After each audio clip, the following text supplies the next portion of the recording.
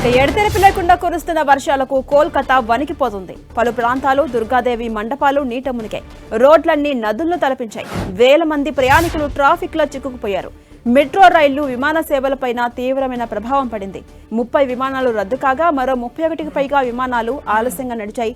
విద్యుదాఘాతానికి గురై 9 మంది ప్రాణాలు కోల్పోయారు. 24 గంటల్లోనే 251.4 మిల్లీమీటర్ల వర్షపాతం నగరాన్ని ముంచెత్తిందని, 1986 తర్వాత ఇదే అత్యధిక వర్షపాతమని ఐఎండీ ప్రకటించింది. 137 ఏళ్లలో నగరంలో కురిసిన 6వ అతిపెద్ద వాన ఇదే అని పేర్కొంది. ప్రభుత్వం పాఠశాలలకు సెలవులు ప్రకటించింది. ఇలాంటి వర్షాన్ని ఎన్నడూ చూడలేదు. పర్యవేక్షణ లేని విద్యుత్ తీగల కారణంగా విద్యుదాఘాతానికి కొందరు మరణించడం చాలా దురదృష్టకరమని సీఎం మమతా బెనర్జీ విచారం వ్యక్తం చేశారు.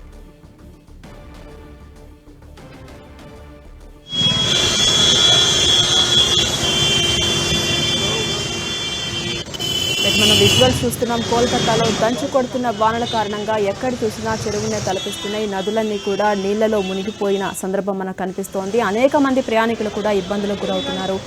ఆ నీళ్లలోనే వారి పనులకు వెళ్లాల్సిన పరిస్థితి ఏర్పడింది. గత అనేక సంవత్సరాలుగా చూసుకుంటే ఇదే అతిపెద్ద వానగా అభివర్ణిస్తున్నారు. అయితే ప్రభుత్వం కూడా అప్రమత్తమైంది. పాఠశాలలకు, కొన్ని కార్యాలయాలకు సెలవులు ప్రకటించింది. ప్రజలను అప్రమత్తం చేసే ప్రయత్నం చేస్తుంది. మరోవైపు భారీ వర్షాలు కురవబోతున్నాయని అటు వాతావరణ శాఖ కూడా హెచ్చరిస్తోంది. ఇప్పటివరకు రకరకాల ప్రాంతాల్లో విద్యుదాఘాతానికి గురై 9 మంది మరణించారు.